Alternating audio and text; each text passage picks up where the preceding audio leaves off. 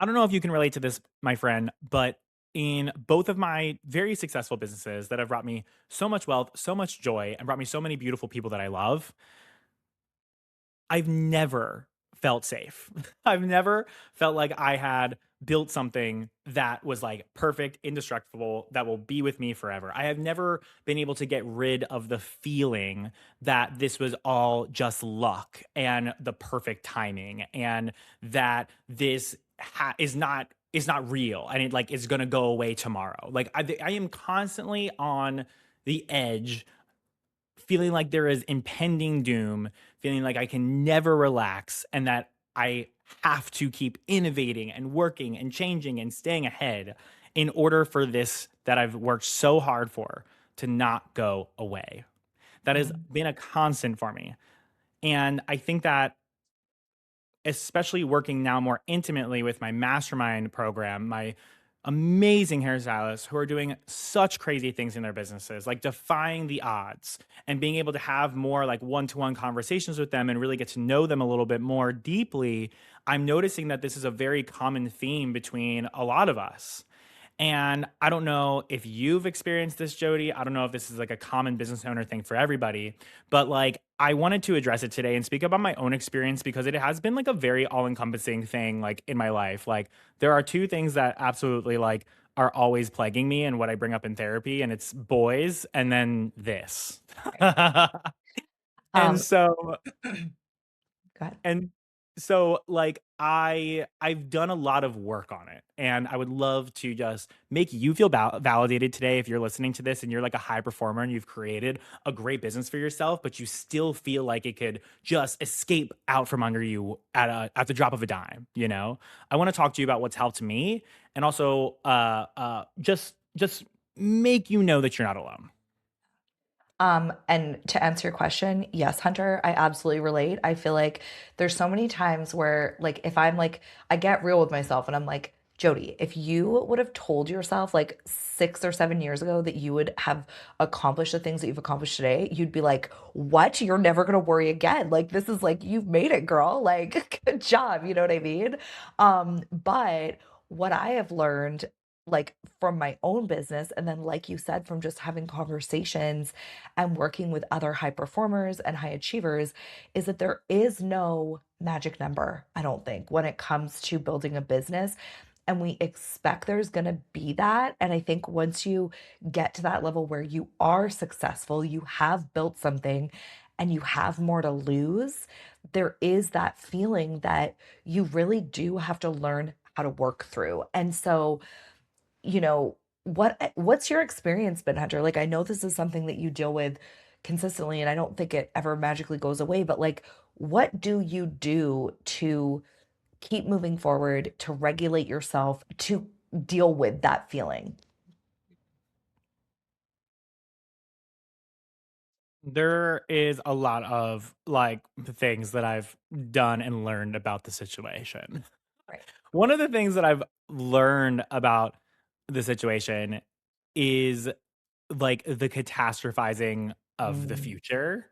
Like like everything every all of my fears of like what could happen feel so real and so scary and I forget what there's like some sort of concept out there, like a psychological concept or something like that. I forget what the name of it is, but where like if your brain like thinks something is happening or if it's anxious about something happening, it's going to try and find proof that it's real, right? And then you have some confirmation sort of bias. yeah, and then you have confirmation Yeah. bias of that, right? Yeah. And so you're trying to figure out like, oh, like why this is true. And so like whenever I'm in this mode, I'm always looking for like the smallest piece of evidence that like yes, I am flopping, I am failing. And it's so powerful to have a good grasp on your data, like on your numbers, on your money, have a good understanding of it because it truly, like, tangibly tells you the truth. And I'm even going to say that even when the numbers tell you the truth and the truth may even confirm that bias, right? Even when that happens, it actually, in my opinion, makes it way less scary. Like, Mm. when I actually am able to confront a fear, whether it be real or whether it be fake, like it Yeah. completely takes me out of my own head and it actually puts it onto paper. And then I'm able to tangibly do something with it versus it just being a chaotic spiral of unsureness and dread in my brain, right? Like when you're equipped with whatever is actually happening and you have a pure understanding of it that is undeniable, I guess you could say, you now are able to take action. And I believe that action a lot of the time can make you feel a lot better. I don't think that it'll ever take away the feeling at all. I think that it can very much help having because it creates hope.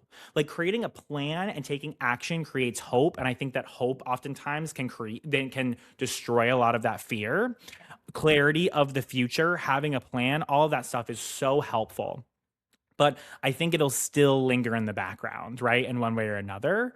And one of the biggest things that has really helped me, honestly, like the actual thing that has fully helped me, is just being comfortable with the fact that this is going to be a underlying buzzing anxiety that I always have. And acknowledging it and doing like looking at the real story, creating a plan, also confronting what the worst case scenario is too. Again, like getting out of your head and like putting it down on paper and reviewing things, I think is so important and massively helpful for me in these catastrophizing case scenarios and in my scarcity of money or the success of the business. Yes. Oh my goodness.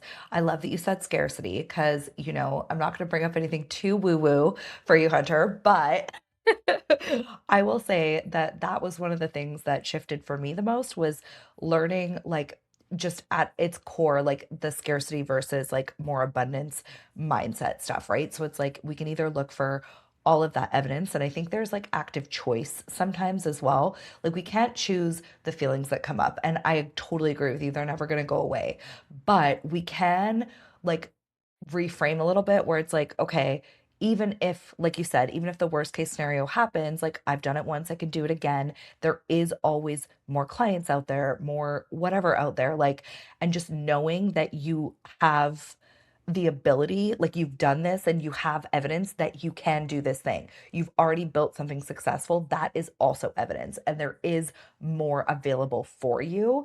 I think that's also a really powerful piece, too. Yeah, dude. I think like and I think that it's like the blessing and the curse of being a business owner is Yeah. that like everything is reliant on you. The Yes. success of the business is reliant on you, but it's such a blessing because you have choice now. Like you can do something about it. And when you go through a spiral of feeling like everything is flopping and failing, it feels like everything is coming down so quickly and like everything is happening right now.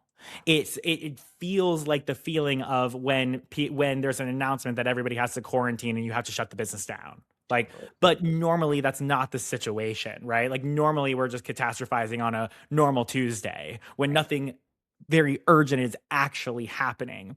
Right. And I think what is so powerful is that between that day and whatever the detrimental day is, you still have choice. Like you get to have say in what happens next. And you are so capable and so smart because of the experience that you have of being able to build the business to what it is now, to be able to claw yourself out of whatever that was and maybe even get ahead. Because whatever shitty shit that you're going through or whatever is not doing well, it's going to force you to innovate. It's going to force you to get only better, to do the things that you never did before or you would have never thought to before because you were never challenged to. And that's like such a beautiful game that we get to play, honestly, if we want to become, a little bit more grateful for it, of Yeah. this roller coaster that you signed up for. Like, it doesn't exist without the lows. Like there are no highs without the lows, right? And I think So that that's true. so true, particularly from like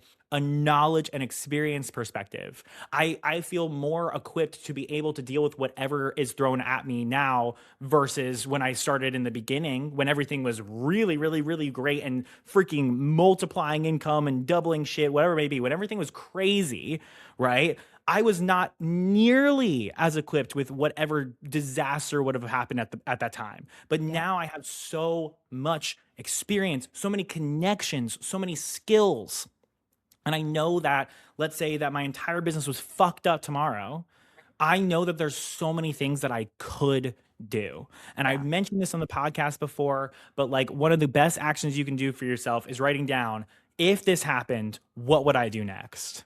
Right? Mm. Like, if tomorrow, I lost 50% of my clientele, if I raised my prices and I lost all my clients, what would I do? Right. And it's wild, particularly for the high performers. I would say that not everybody can actually successfully do this exercise, but I do believe the people who have created something really successful and beautiful absolutely can do this exercise. If you sit down and you say, if I lose all my clients tomorrow, I guarantee you could come up with at least 3 actions that could help you get back to where you were. Like, and that's because you have already done it. Yeah. That's because you already had something in you that was willing to put in the work and knew how to navigate these spaces and implement strategy to get you to where you are now. And not everybody has that, right? So true.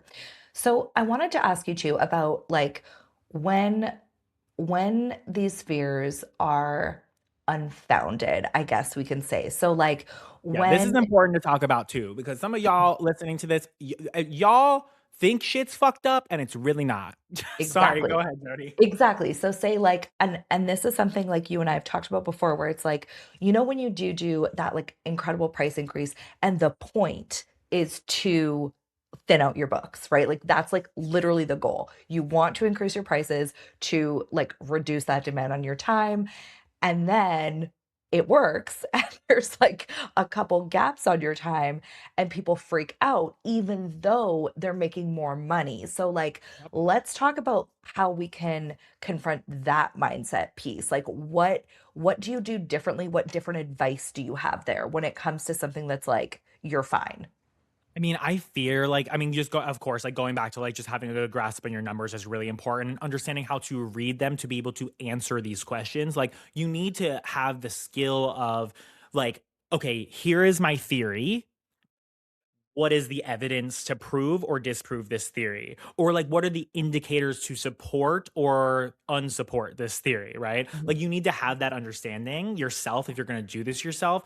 I'm just going to be honest here and just say like my mastermind people are very lucky to have me, if I do say so myself, because they will come on to a call with me and be like, I feel like all my clients are canceling on me. I feel like I have a fuck ton of gaps, whatever it may be. Then we literally look at the numbers and I'm like, girl, like you are just as booked out as you were last month. Like, Right. or like you actually, like your utilization rate is excellent. And look at your bottom line. The money that you're making is great. Like the feeling, of course, is persistent. It feels very real. Your brain cannot tell the difference between whether it's reality or not because you're catastrophizing and your brain's trying to keep you safe.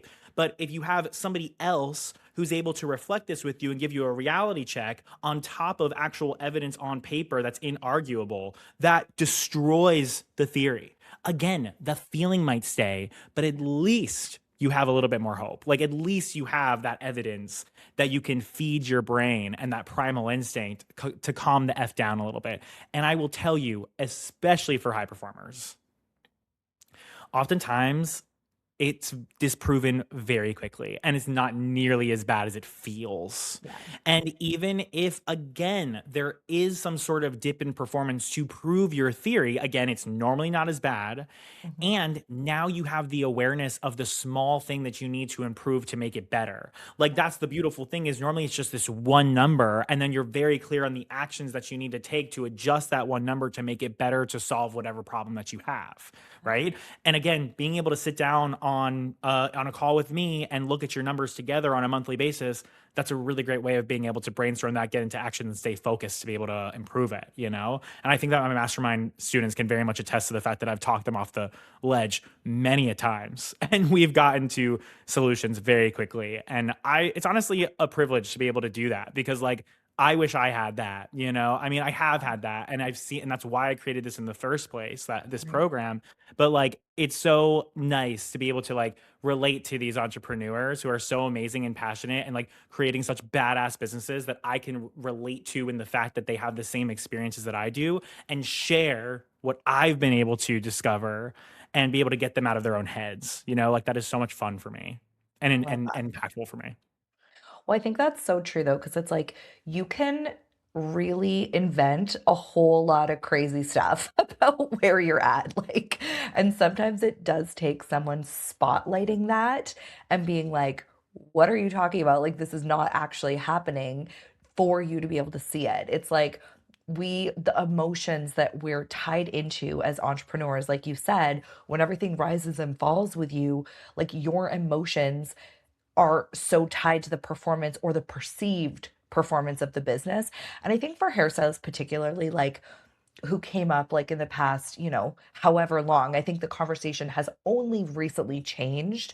The metrics on what we think success looks like have shifted a lot. Like we were brought up to think you need to be like working all the time and you need to have like hundreds and hundreds of clients and you need to do all these different things and that's what success looks like. So your very successful business can start to feel not that way if you are projecting subconsciously all of those beliefs that you've had throughout your career. Absolutely, 100%. And I like that you brought up like specifically for hairstylists because another nuance about it being like a hairstylist who's going through this is you are so intertwined with the feelings of the business because you are the business, right? Like my philosophy is that we should separate you from like a mindset philosophical perspective. Like we should separate you and who you are as a human from the business. Like when we look at the numbers, when we think about the strategy, you are a separate entity from that business. You are nurturing that business, you are responsible for that business, but you are not the business. So if the business is doing bad, that doesn't mean that you are doing bad, right? It means that the business is doing bad and you get to do something about it. It doesn't mean that you're bad or that you suck at whatever else, or it doesn't mean that everything's falling apart. It means the business is falling. You are still here. You are still human. You are still living and breathing. Right. And I mean, honestly, this goes back to like meditation, being present in the moment, your nervous system, all that stuff. Right. Like that's why that stuff is so important because it feels like everything is collapsing in the moment. But when you like really like take a step back, you re-enter your body, you feel what's actually around you and the stimuli that you're supposed to be feeling as just a primal human being. When you're sitting on your couch, on your desk, at your salon chair, whatever it may be, like you are living, you're still here, nothing bad is fucking happening. There's not an avalanche or an earthquake happening. You are okay, Reach. right?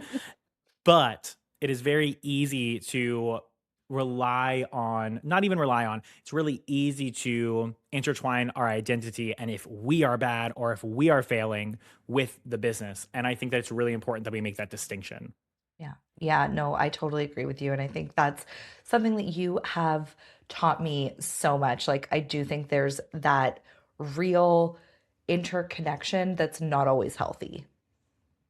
No, ma'am. I mean, and I think that a lot of, especially again for high performers, and we're going to talk about this a little bit more in our ADHD episode because I think that brings us to a whole other level and adds like a lot more nuance to it.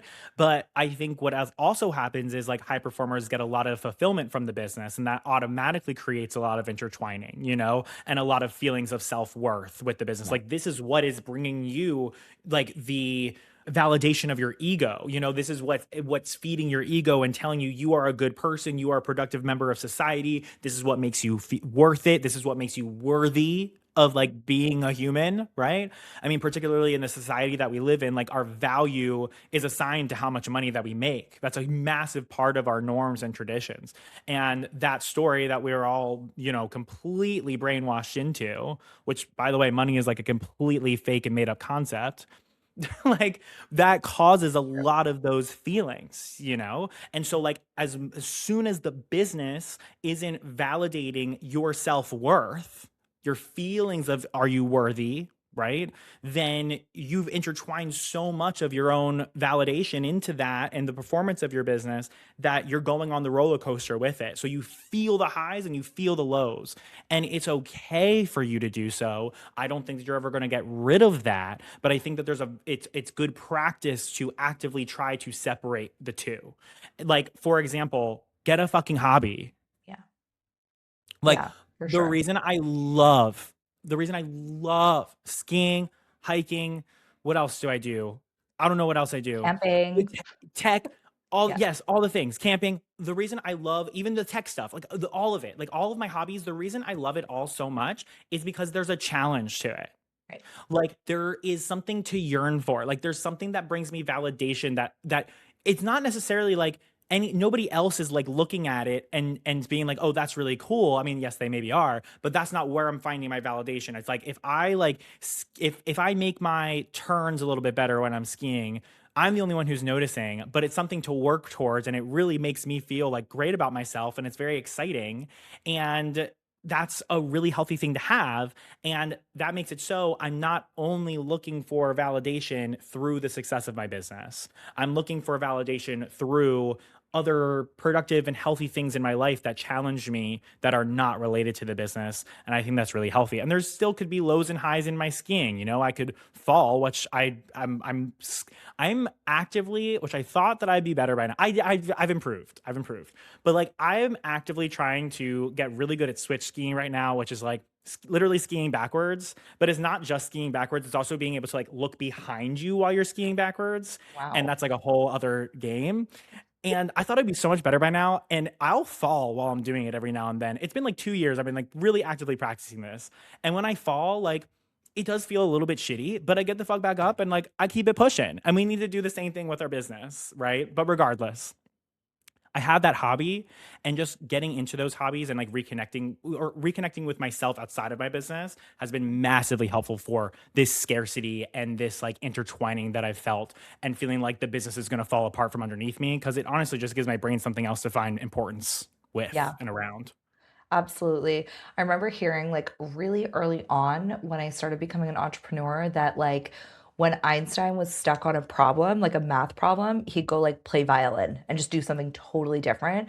And I think it's so important to engage different parts of your brain. Like Yeah. take a break, do the things that are different, get yourself outside of it because like I derive a lot of fulfillment from my business, but I think it's like the tying the self-worth to the financial performance is never going to be healthy. Like that is never ever ever going to be healthy. You could love your job and not do that. And so I think you're so right. Like finding fulfillment outside of it, then you're also not going to rely on your business to entertain you all the time, which is huge. Yeah, it's a whole other fucking podcast Yeah. episode. Um, uh, in 10 years from today, are you going to be really happy that you spent your entire days catastrophizing over your business, over something small and that could probably be disproven? Or are you going to be happy that you took a step back, you evaluated, you had a plan, you took action, and you stuck to the track, you stayed focused, right? And you just kept it pushing and maybe you took a break, you went skiing, you looked at the more important things in life, right? Like are you going to be happy? Which case scenario are you going to be happier with? Right. Mhm. And it's really tempting to want to keep going down the rabbit hole because that's your brain telling you if you don't pay attention to this, you're going to die. Right.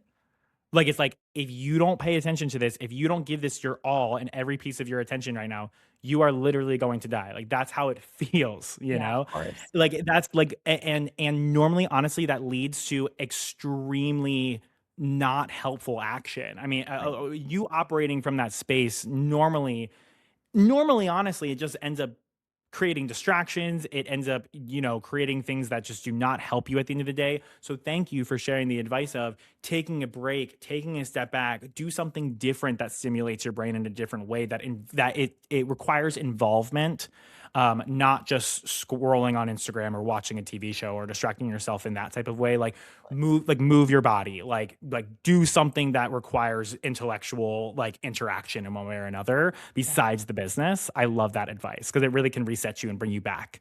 100%. So thank you for sharing that. Hopefully y'all feel good leaving this conversation. Obviously this is something that I've had a lot of experience with and it really is, and I just want to mention too, I I have a pretty privileged I have a very privileged life. I have a very privileged life. Not that necessarily I grew up fucking rich in any way, shape, or form. That is not the case. But I have never had to necessarily go through like a super scarce moment in my life. And I'm so grateful and extremely privileged for that, right? And I have many privileges that have allowed for that. And so it's like I technically have no reason to have this story in my brain. Right. you know? And so that I just in case anyone else is out there that feels like there has to be a reason why you feel like this, or you're like searching for the story that is originating all of it, doesn't, to in my opinion, and this is just what's helped me, like it doesn't even like matter that much like why you feel like this. Just know that you're a human. You're going to feel the ways that you feel. You're going to have these constant anxieties and fear no matter what from some part of your life. And they may always be there. Acknowledging them, accepting them, thanking your brain for working how it's supposed to be working, and moving forward, and just like just accepting the fact that you may feel like this, and remembering that you're not your business, I think is very important and very helpful for me. So That's huge. thank you for tuning into the Modern Hairstylist Podcast. Hopefully this was helpful for you, my friend. Go take care of yourself. Go touch grass. Peace out, Girl Scout. Bye bye.